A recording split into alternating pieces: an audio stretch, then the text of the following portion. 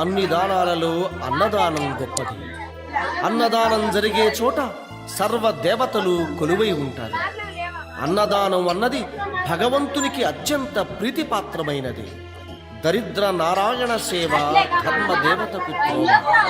అన్నదాన విశిష్టతను తెలిపే ఈ గీతాన్ని వినండి. అన్నదాత సుఖీ భవ.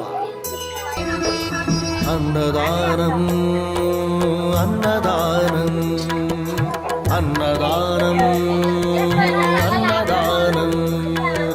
ఈహానికి పరానికి హితానికి ప్రియానికి సన్నిధానం.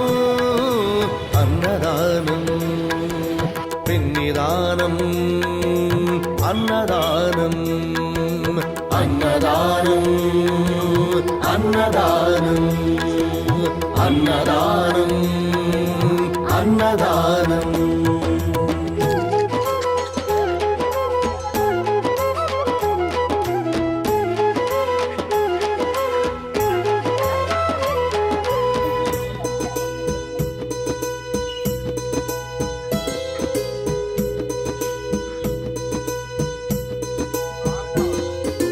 అన్నమే శ్రీహరి అన్నమే ఊపిరి. అన్నదాత సుఖీ భవ అన్నదాత సుఖీ భవ. అన్నాత్ భవతి భూతాని అది సృష్టికి పారాణి. అన్నదాత సుఖీ భవ అన్నదాత సుఖీ భవ. దరిద్ర నారాయణ సేవ ధర్మ దేవతకు త్రోవ.